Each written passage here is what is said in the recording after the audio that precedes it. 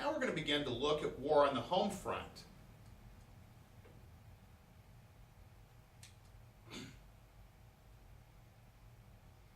Our learning objectives for this section are to explain how the United States prepared for war, including the use of propaganda.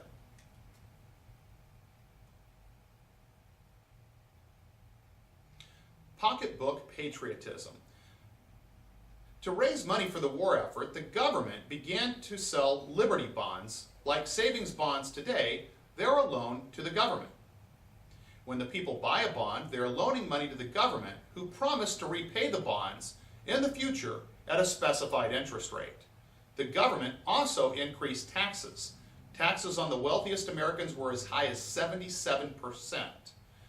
Government revenue increased by 400% within 2 years.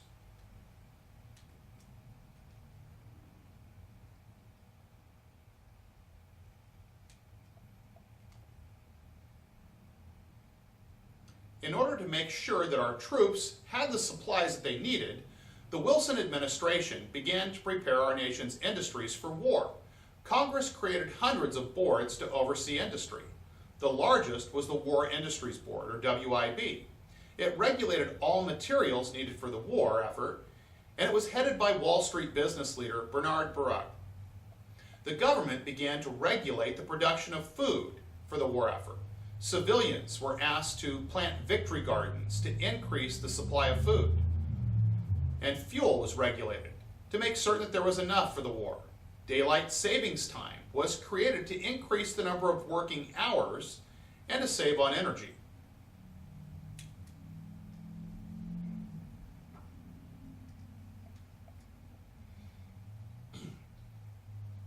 The increased production for the war effort led to huge corporate profits and higher wages, but the rising cost of living left workers little better off than they were before the war.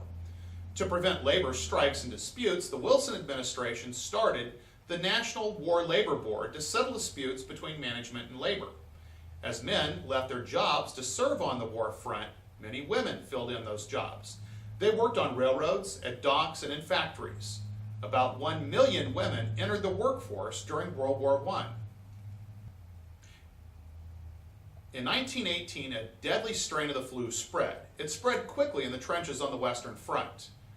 In the United States, the pandemic was responsible for the death of 675,000 Americans. That's a number that's larger than the total number of Americans lost during the Civil War, which is the deadliest war in U.S. history, accounting for nearly a half of all war-related casualties in U.S. history. Less than 2 weeks after the declaration of war, Wilson created the Committee on Public Information, or CPI, to build support for the war.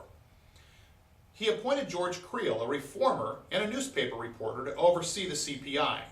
The CPI used propaganda, including posters, newspaper stories, and other means of communication to influence the public.